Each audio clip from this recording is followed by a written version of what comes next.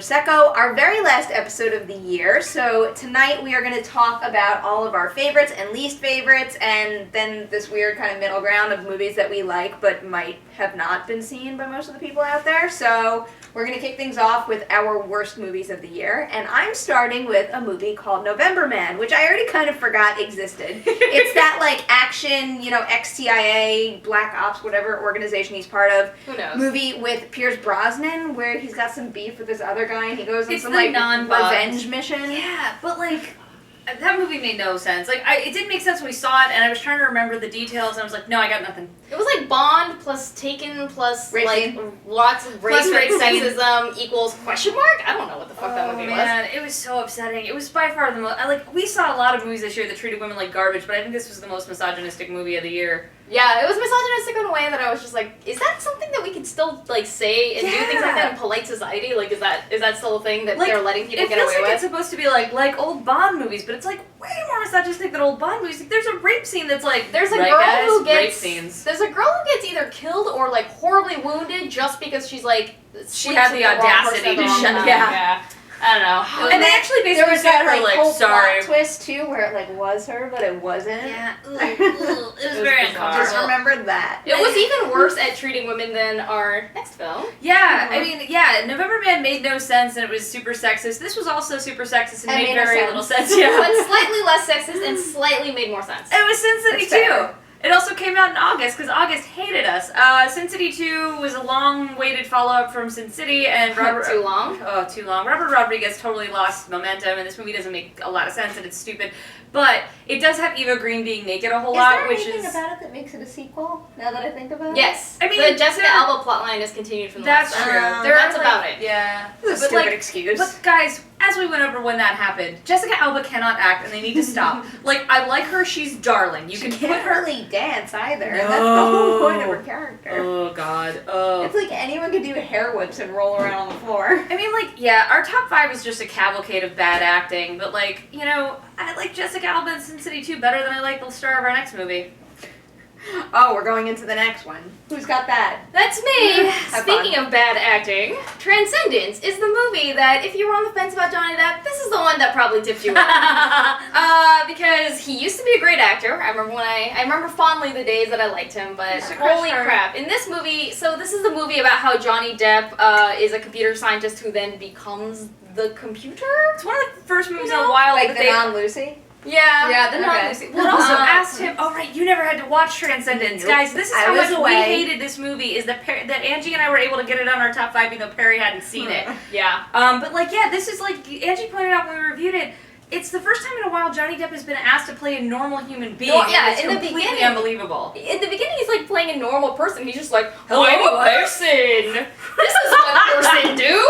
Like, it's just like, no, Wife Johnny lady, Depp. go to thing and do Now things. I don't have to see the movie ever. Yeah, no, we acted that out And perfectly. he's somehow more believable when he becomes a computer, but all of that stuff just makes zero sense, is incredibly boring, thinks it's clever, isn't clever, looks like shit despite the fact that it was directed by Wally Feister, who made all of Christopher Nolan's movies look really pretty. Somebody couldn't do It's that so for his own ugly, movie. and not like artistically ugly, just flat and dull looking. I just realized that movie perfectly connects to our next Torch movie, too. Because Johnny Depp is in it as well. He is, and I didn't know that, and I got so mad when that happened. God. We're going along That with looks a good clip. awful. Lonnie didn't realize too, and I watched with her. But our next movie is Tusk, which is Kevin Smith's movie. And I'll tell you, I was looking forward to this thing. So I saw that trailer, and I'm like, shit, this could be great. It's like the most bizarre form of torture porn I've ever seen in my life. But then the movie skips the torture part, and he like gets his leg chopped off, and then all of a sudden it skips like that would have been the best part of the movie is like seeing the transformation into a walrus. Well, But they're especially like, because that's nope. the whole premise. That's what they set you up with. Is it's going to be about this guy's transformation into a walrus, and then it's like one weird scene, and then monologue, and then montage. Oh, the Then you get like a montage and all of it. Holy fucking And then shit! you The walrus. I've never seen makes anything no like sense. that in my It life. makes no It's sense. I will say the first half of that movie, I was just like, Kevin Smith is like stretching himself. This is like kind of a not a First, bad 30 minutes thriller. were interesting. Except for the And fact that every then- single speech that came before that was boring as shit. Oh, They're there's so so many long. monologues. Like they're all that very whole boring. scene before anything bad even happens, I'm just like, why do I even care about what you're saying? Yeah, it's a thing where I'm worried that maybe the fandom has just corrupted him, where he only listens to his fans, and his fans are just like, you're you're great. And he's just like, I'm killing it. You don't have to guess. You know that because you know how angry he gets whenever people don't like his movies. It's just unfortunate because I think it could have been a really interesting spin on torture porn, like seeing the slow transformation and like how his mentality changes and why Michael Parks' character so desperately wants to like. But it goes how from did he learn to do that even? Like no, seeing it goes that whole from 0 to procedure 60 would have so been fast. great. It doesn't. The And other it thing just that looks bums ridiculous. The other thing that bums me out about it is like so Justin Long is kind of like a Kevin Smith surrogate, and there's a part where you're just like, has Kevin Smith become self-aware? Oh my god, you got no, he hasn't. But this is the only one we don't have a good segue for, and I'm so bummed. But Kristy, take it away. Who cares? Because it's the best worst movie there is. We put it on our number one. As you guys know. Probably guess. Yeah, if you've been watching our podcast, you're aware of how obsessed with Winter's Tale we are. Angie got so excited she spilled her Prosecco. But yeah, Winter's Tale was by Akiva Goldsman, and by all accounts should have been an amazing movie. It had a great cast. It had a award-winning book. It's so inconceivably nonsense. I remember with the plot line doesn't make sense. The pieces don't fit together. The love story doesn't really gel. And the thing is though, guys, and why it's our number one is because it is a movie that fails to be a movie. It has no filmic language. It doesn't flow together. But it makes us so damn happy. It's because there's just so many brilliantly stupid decisions. Like, who the fuck chose to make Colin Farrell's hair look like that? Who said okay to the face ripping scene? How did nobody realize on that set that looking at a bloody finger painting and then holding it up next to a living person, just no. But the that other does not thing, work. But the other thing that makes it the absolute best, absolute worst movie of the year is that unlike a lot of the other movies we've talked about, people were trying so hard on this movie. They were. A lot of the other ones we've talked about, it seems like people were lazy or weren't thinking or were, I wonder if while they were making it, they're like, this is a potential Academy Award winner. I feel like look at all the people involved. Yeah. It's I feel famous source material. I feel like some people it's an thought that. award-winning screenwriter who's directing it. Oof. Yeah, no, I think that's absolutely. Winter's Tale is a garbage movie, but guys, it's a garbage movie that I will keep watching. Yeah. It is a garbage movie that inspired us to drive all the way to upstate New York. It's a garbage movie that seriously has created some of my favorite memories of this year. Winter's Tale, guys. There's something to be had from that. Aww. Let's toast to Winter's Tale before we move on. Gladly. Toast. Yay! These are plastic glasses, which is why we have to supply our own clinks. That's why, I was bullying. Clink. Everyone was fooled. So we're gonna move on to the most overlooked movies of the year. And we each decided to pick a movie that we hope you sought out, because we thought they were really fun and didn't get a lot of play. I'm gonna kick it off with Dead Snow 2. Better Off Red? No, what was it? Red versus Dead. Red versus Dead. Better Off Red. Better Off Red. That's my movie. Too. Right? So yeah, Dead Snow 2 is great because if you didn't see the first Dead Snow 2 doesn't give a shit. It gives you the whole recap of the first movie, the first 5 minutes, in this high adrenaline, exploitation style trailer, and then dives right into the craziest fucking plot line of the year, involving Nazi zombies who returned from the dead and wanted to complete the mission that Hitler failed to.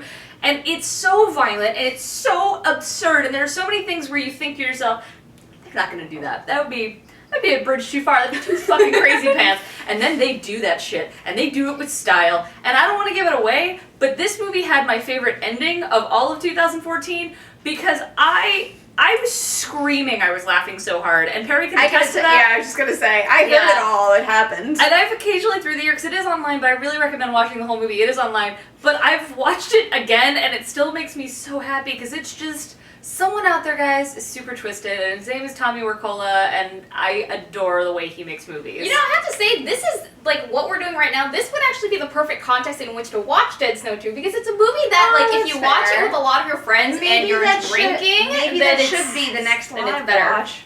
Maybe. Good ideas. All right, so next one is mine, and I'm going with The Signal because I think it's just a brilliant blend of sci-fi and horror. I've heard a couple people that aren't that thrilled about it, and they don't love it as much as I do, but I've kind of gotten into the habit of watching it over and over, and I think it's a beautifully shot movie. It is really beautiful. I just can't stop looking at it, and I love the idea of it. I mean, we've never really seen something quite like that with where it starts and what it turns out to be. I don't want to spoil anything, but I mean, I feel like I'm knocking one of my favorite movies, but I get why some people might not be satisfied in the end. But I had so much fun watching it and so much fun seeing there's a lot of suspense in this movie. There's a really great, almost like a superhero quality to it too. It's a lot of fun to look at and a lot of fun to go through. So I highly recommend checking that one out. And I want to finish up this segment by talking about Zero Motivation, which is an Israeli movie about these women who have, military, you have to go to the military in Israel, and so they're in the military. Service, yes, right? That's the phrase I was looking for. And they don't really want to be there, and they also got assigned to, like, the office part, like, their job is doing paperwork, so it's basically, it's a military movie, but it's more, like, office-based than it is, like, Unbroken or, like, American Sniper. I don't think I would have ever expected someone to compare Zero Motivation with Unbroken. We did it here, guys. Mark it down. But it's just, like, it was such an unexpected movie. It came out of nowhere. It surprised me. And I think that's why it's been overlooked, is because, like, nobody's heard of any of the people in it or any of the people who made it. I still say a Zero Motivation TV show would be a brilliant idea. It would Really be a funny. brilliant It should show. happen. It's I would so absolutely watch a funny. Zero Motivation TV show. It's so funny. The women in it are amazing and hilarious. A lot of people are comparing it to Stripes, so Yeah. if you think this sounds too far afield, no, it's really universally done. It reminds me, it makes me think a lot of We Are the Best, too. Because it's like a foreign film with, like, a core group of girls, but just, like, their behavior and how unique they are and their behavior and how much they believe in what Also they want to. Yeah, and also because everybody had an ambition that they didn't actually want to put anything toward, which is something that happens. And also, everyone's had a shitty job that they have found their own method of coping with, and I think both of those are things people can relate to. Yeah, I mean, the other thing that it reminded me of We Are the Best is just how fully formed the characters feel. Like, you think they're, It's like real people you could be friends with. Yeah, you're like, oh, it's gonna be like types. But they're not types. They feel very, like, fleshed out and real. And, like, my favorite character in it, I think, was Daffy, who is Daffy, as her name suggests. Mm-hmm. But she's, like, weirdly very motivated and very ambitious. It's just about things that have nothing to do with her job. And she's motivated and confident to the point of being delusional, but again, not Yeah. She reminded me a lot of Cher from Clueless, where, like, she had all these big ideas, and you're just, like, you're applying your energies to the weirdest shit in your life. Yeah. But,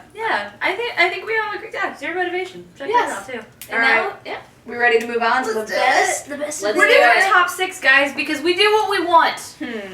Alright, so number 6 on our list was actually my number 1, and it's Wild, and I cannot believe how many times I've watched this film, and I'm a little surprised by how much I was just completely taken and totally moved by it. I just remember I borrowed Kristy's screener, and it was like one night where I should have gone to bed, and it was on, and I couldn't stop it. Like, I had to keep seeing, like, the next step of her journey, where I got kind of obsessive with it, and all of a sudden it was like 3 a.m, and I finished the whole movie, and then I couldn't fall asleep because I couldn't stop thinking about it. I mean, I don't have the same problems she had in the movie, thank God, but there's a lot of really universal messages in it, just like in terms of, like, dealing with loss and trying to make yourself a better person, and a lot of it's very inspiring and touching, and it really does make me want to go on that trail and do it. Really? I had the opposite reaction. Like, when I heard about the movie, I was like, that kind of makes me want to go hiking, and then I saw the movie, I was like, nope. Can't do it. I don't know. The more I watch it, it's like, there's parts of it where I'm like, shit, I would just, like, kill myself right at that spot, but... I would never be there. Really? No. I'm not that much of an outdoor kid, no. I enjoyed watching it, but it's like I enjoy watching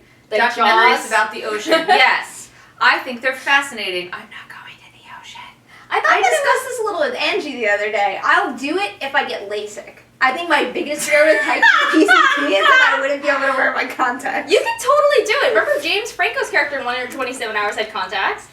There you go, problem solved. Yeah. I mean, things turned out horribly for him, but that What wasn't happens because to his contacts? He takes them takes out. them It was out? like a scene in the movie that freaked a lot of people out because he's like touching his eye. Oh, Sorry, alright, we're getting off track. I remember it. Let's move All on right, for but it. anyway, Wild is a really special movie, and it touched me, like, in a personal way that I wasn't expecting, and I can't stop watching. I really can't stop watching. It's a problem.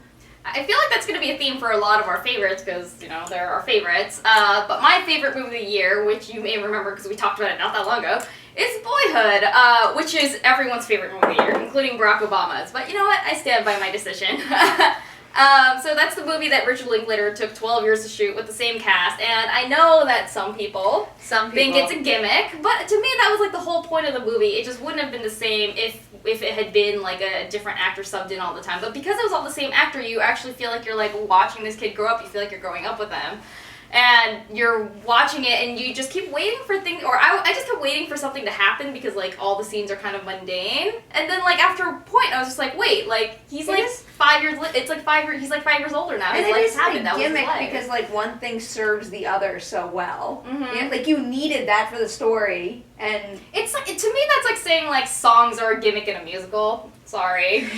It's just like, to me that was the tool that he sometimes used. they are a gimmick in the musical though. Alright, fine. But Not all. When the song isn't a gimmick in a musical, you know you have a musical with a good story. That's a Yeah, good there point. we go. So, I mean, I thought I've never seen a movie that felt so much to me like what it feels like to live life. It's a movie where, like, you know, like I said, not that much happens sometimes. Like, some years, like, you just see him and he's, like, I don't know, doing his homework or something fucking boring. But that's part of life, and I think that's what I loved about it, is that most coming-of-age movies especially are just like, oh, let's like do like the graduation, or like the first love, or the breakup, or like the parents' divorce, like the big moments. Mm-hmm. This one was about all the stuff in between, which when you think about your life, that's like what a lot of it is. Like when I think about my life, a lot of it is those big moments, but then a lot of it's just like, you know, me sitting at home, like The editing in catching that up movie is everything. really good. Like I'm surprised how well it all flows. Like you would think it'd feel like it was starting and stopping over and over, but no, not at all. You would think that it would feel more like kind of episodic than it does. Like it does feel episodic because it is, but it, like you said, it just flows together really well. That's interesting, because I think that feeds into our next pick, which is our number 4 movie, if you don't mind. Did we both like go like that? Because I know I just did. That's funny. Yeah, so our number 4 movie that we don't have written down on notes right off camera is Under the Skin, which I actually think does fit in because you get set up to this system of this, I mean, she's basically an extraterrestrial succubus who hunts men, and you kind of get introduced to her routine, but they managed to subvert it and change it a little bit each time, so I didn't think it felt repetitive. And Under the Skin was a movie that was my personal top one, my number 1 on my list, because I haven't felt like this in a movie since, like, I saw 2001: A Space Odyssey. And no, I didn't see that, like, in theaters when it came out because I was not alive. But, like, I've seen it in theaters. It's a good thing. So, it's just the way they use, like, inkiness and the way they use color and the way they play with images. It's very surreal and it fucked with my head. And the sound design feels like it's sucking you in. And I was just enraptured with this movie. And I thought Scarlett Johansson was incredible in it, playing this character who is a sexual creature, but in a way of like trapping, but then we start to see this monster become human. I just thought the whole story was really engaging, exciting, and I got to write about it for the Mary Sue, and it was a movie that meant a lot to me this year. I just thought it was really beautiful and exciting. I thought it was one of the most cinematic movies that I've seen this year, for all the reasons you said. The weird thing is, it's actually based on a book, but when I watched the movie, I was just like, I can't even imagine this story being told any other way, which I think is just like a mark that it's like a really good adaptation. Because, you know, to make it feel so much like a movie that you're like, it can only be a movie. Yeah. The other thing I liked about it is Scarlett Johansson is someone that, especially like a few years ago, I kind of thought like, oh, you know, she's kind of a blank actress, she's just a pretty face. And she actually is in this movie, but she uses it to her advantage, like that's kind of the point of the character. Yeah. And I thought that it just played with her image and subverted it so well. Especially because there are moments where she is kind of she's figuring out herself as a character, and I feel like it shows us really what Scarlett Johansson can do as an actress. I think they're right. I think she gets cast a lot just to be pretty, and I think this movie used to. She's getting better fucking roles, and good for her. But I think this is one of the ones that really just takes advantage of her as an actress, and I thought it was really exciting and creepy, and I'm probably gonna watch it again tomorrow. Yeah, I think it's on Netflix or something. So I have a screener, so what else? So on to number 3, Birdman, another really cinematic experience. That's the Alejandro Gonzalez Inarritu. I always like have to make sure I'm saying that right. I'm impressed. I wasn't even gonna try. Like the guy that did Babel, guys. It's his movie, and it stars Michael Keaton as a somewhat Michael Keaton-like figure, who is an actor who now is washed up, but once upon a time was very famous for playing a superhero, decided to walk away from the franchise, and is now kind of struggling to get his career back on track, which he does by mounting a Broadway play. As we're like right in like the heart of the Broadway area. Anyway, sorry, unrelated. Yeah, in case you didn't know, guys, this is legit New Year's Eve in Times Square. We're a block away. Hell yeah. You're welcome. And it's the whole movie is shot like, so the movie takes place in like the run up to his big opening, and the whole movie is shot like it's one take. It's not, and if you look really closely are looking for, you can tell where they cut, but it's, you know, it looks pretty seamless. And that was one of the things that, it's another thing that, like, you're like, oh, it's like a gimmick. But to me, it was another one that it felt like... It serves the story. It makes you feel like you're trapped in that building right along with them. And it makes you follow him much more so, where he feels kind of, like, confined and feels the pressure of all those people around him. And it feels like that rush of leading up to something big, like opening night. And it to me, and I haven't done, I mean, like, I did, like, local theater in high school, so I'm not going to compare it to anything on Broadway. But I related to that sense of, like, getting excited for a show and of things seeming to go wrong. And I think this is one of the best behind-the-scenes, like, play movies that I've ever seen. And it's really fucking funny and dark, and it goes into this... beautiful to look at. Yeah, and it goes into this really surreal aspect. And I think my favorite scene is the one they play a lot in the trailers, where you see him in his underwear walking through Times Square. And, like, that was a real thing that they did. They really shot in Times Square. And, like, I love that. And, like, and also I think the three of us can attest, it's a New York movie that feels like it was fucking shot in New York, because it was. And I love that. I love when places actually represent. It felt it's like very... true. Like, I've never worked on a Broadway show, but I imagine that must be what it feels like. To walk in and, like, go inside the actual theater part, and then to walk outside the stage door and what you see out there. Apparently that's the closest I'll ever come to working in a Broadway show. Right. It felt very, like, intimate and at the same time very expansive. I know that doesn't... I'm sorry, I got distracted with the idea of us throwing a Broadway production. Someone's got to edit in, like, a thought Top bubble. 10 and Prosecco on Broadway. How good would that look lit up on a billboard? Come on. You guys would love that. Yeah, that should happen. I think that's so cute, and move on to the next one. But yeah, we all love Birdman! Hey! Another movie that was on all of our top 10s was fucking Snowpiercer, guys. It's a sci-fi, post-apocalyptic movie set on a train, and I think one of my favorite things about the movie is how it starts us off with the have-nots in the back of the train and moves each car up. You get, like, a new part of this world, and the world building even is so exciting and so rich, and it just makes you want to watch it again and again, and it's on Netflix, so you should be. There's so many things to look at, and there's so many different characters to latch onto also. Like, I feel like you could have a favorite character, and it could be anyone. Like, it blows my mind how much Octavia Spencer stands out when she's, like, not even, like, the main person. No, totally. But she's always there in the background, and I can always, like, spot her. No matter how many people are in the room, there she is. I love how detailed the whole world feels. Like, it feels so rich and detailed, which, we watch a lot of movies with a lot of stuff, but a lot of the times the worlds don't feel lived in. They feel like, you're watching a movie where some set designer came in and, like, littered the set with stuff. Yeah. This one doesn't feel like that. I mean, I know that's literally what happened, but no, but it feels like there's, like, little details everywhere. Like, even, like, the costumes they're wearing feels so, it tells you a story about, like, who these people are and how they live and, like, what kind of mentality they have and, like, things like that. I know you were saying that when you go back and rewatch it, you've noticed even, like, little Easter eggs along the way. Yeah, there's, like, hints to what happens toward the end of the film, and, like, there's cool things where if you're just a fan of, like, sci-fi dystopia, like, one of the characters is named Gilliam.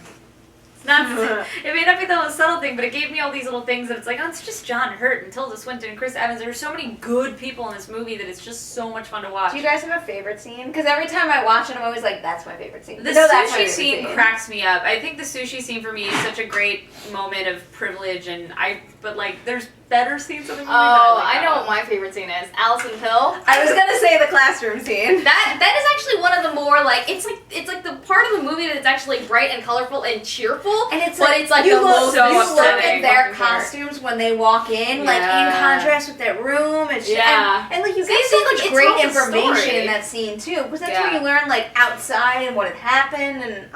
Yeah, it's just such an amazing movie. And what's funny is I read, like, part of the comics that it's based on, and, like, the comics are nothing like it. It's so much better than the comics. It takes the concept and does something way more interesting. I bet that's what Under the Skin is like. Another thing that they adapted and just made completely their own. That's great. Yeah, so we love Snowpiercer. Watch it on Netflix. And now, the top of our list, which another movie that was on all three of our lists, and we're all a little obsessed with. That's pretty high. There's a poster for it over there. I don't think they can see it, but I could throw in a picture of that. Perri's proud of it. Yeah, I am quite proud of it. Is the Babadook. I'm obsessed with Babadook. The Babadook. The Babadook. Dook. If someone knocks on the door now, I'm gonna scream. But anyway, the Babadook, because it rhymes with book and look, is It's not only one of the best movies of the year, but I think it's one of the best horror movies I've seen in a really long time. Yeah. One of the most creative looking villains that I've ever seen, and also just, I mean, the Babadook's motivation and what it represents. And it has a great sense of menace. It's not a movie that's just, it's not a movie you could just go home and are able to put away. It lingers. It lingered with me for weeks. And the thing is though, like, it's not just that it's a scary movie, it's that it taps into things that are really terrifying. Like, things that are real life terrifying. And I think that's why it kind of like just spoilers, we don't want to go you into why. I think you could get one or the other. Like, I think if you wanted just like a good scare, where you like you sit could. back, relax, and turn your mind off, this has it. You can watch it for that reason. But if you want something that's a little more intellectual, has a little more layers, and has something that you could take with you, if you pay attention to what this is about and what everything in it means, there's a lot. I don't even think you need it. It's not like it's that hard to discern. It's what I think is so great about this is because it hooks you with this kind of monster movie, and then it gives you this really interesting drama about a single mom and her son, which may not sound like that's up your alley, but the way they tell us, it's just beautiful. And Essie Davis is incredible. There's so many things in this movie that are like praiseworthy, like her performance, the kids' performance, the cinematography, the sound design, the sound design, and the theme, the Babadook theme. The it's like stuck in my head. Everything about it. The Babadook's voice. Yeah, I mean, like, this was like a movie that had, like, grown adult film critics talking to each other in whispers for months. Like, this movie is outstanding. And I agree, I don't think it's just one of the best movies of the year. I think it's one of the best, like, flat-out horror movies of probably one of the best of the past 25 years. I made it my top movie of the year, and then I made it it was my second movie behind Wild this year. I think it deserves, like, instant classic status. Honestly, Yeah, one of the ways that you could tell is that when I was watching the movie, it kind of felt... I'm trying to think of the most classic villain now. I don't know. Like, what is the last It felt like, I'm sorry, it felt like a movie, it felt, I was surprised almost that it was an original movie because it just felt so primal, it just felt so familiar. Not in a way that like I was like, oh, it just feels like a rip-off, in a way that it just kind of like, I don't know, it felt like it like exposed something that was there all along. Exactly. It's like one of those songs that you hear, and even though it's a new song, you feel like you grew up with it because it seems familiar, and not in a way that like you're like, no, that had to have existed. And I've actually gotten in fights with people about this who have been like, no, the Babadook is like an Australian thing, and I'm like, no, it's not. She made it up. Like she's talked about this. And it was kind of rooted in an idea. In a different idea. Sure. But like very loosely, right? Yeah. It's not like the Babadook is a like thing. She actually invented the word Babadook for one. Yeah, no, she did. Which is so perfect. It grew from something like very general that anyone could apply to any person. No, yeah, but it's not like there's like a mythology out of Australia, which is where the film is from. It's not like there's some mythology there that they're just throwing on screen. Like Jennifer Kent, the writer-director, she created something really exciting and new and, terrifying and like... And entertaining and thought-provoking and something that makes you feel a lot. I mean, it's in theaters and it's on VOD. It's awesome. You should absolutely... it's on VOD. There's no reason not to rent this and scare the shit out of yourself.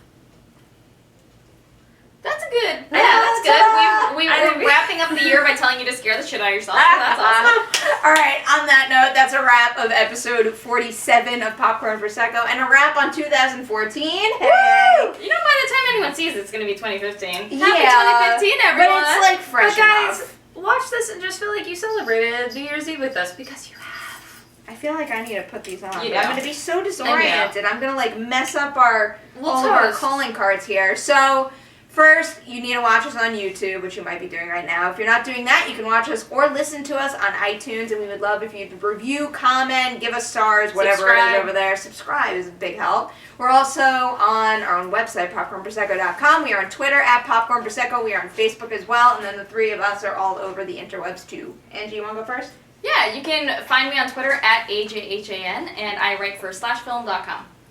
And I'm at Kristy Puchko on Twitter, and you can find my career highlights at decadentcriminals.com. Stop it.